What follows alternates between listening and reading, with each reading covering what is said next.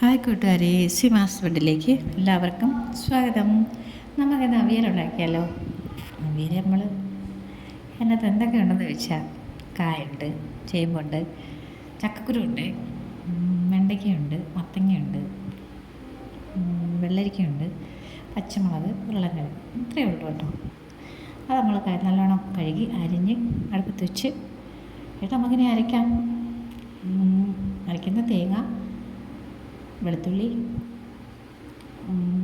ഇതില്ലേ ജീരകം ഇത്യാദി സാധനം, പിന്നെ ഇച്ചിരി കറിവേപ്പില അതും ചതച്ചെടുക്കുക. എന്നിട്ട് നമ്മുടെ അവിയൽ അടപ്പ് വെച്ച് തിളയ്ക്കുമ്പോൾ അതിനകത്ത് ഇച്ചിരി ഉപ്പും മഞ്ഞൾപ്പൊടി ഇട്ട് ശകലം മുളക് പൊടി ഇട്ട് അടച്ച് വയ്ക്കുക. അതൊന്ന് ഇളക്കി അടച്ച് വയ്ക്കുക. അത് കഴിഞ്ഞ് ഒന്ന് വേകുമ്പോൾ അതിനകത്ത് നമ്മൾ അരച്ച കൂട്ടെല്ലാം കൂടി ഇട്ട് നല്ലതായിട്ട് ഇളക്കി നല്ലതായിട്ടൊന്ന് തിളയ്ക്കണം. അല്ലാണ്ടൊന്ന് വെള്ളം ഇച്ചിരി ഒന്ന് പറ്റി വെള്ളം കുറുകി വരുമ്പോഴത്തേന് തീ ഓഫാക്കുക. എന്നിട്ട് നമുക്ക് അതിനകത്ത് വെളിച്ചെണ്ണ, പച്ച വെളിച്ചെണ്ണ ഒഴിച്ചു കറിവേപ്പില ഇട്ടു ഇളക്കി. ആവശ്യത്തിന് ഉപ്പ് പോരാൻ എണ്ണ ആവശ്യത്തിന് ഉപ്പ് ഇട്ടു. അപ്പോൾ നമ്മുടെ അവിയൽ റെഡി. എല്ലാവരും സബ്സ്ക്രൈബ് ചെയ്ത് സപ്പോർട്ട് ചെയ്യണേ. Thank you for watching. Thank you.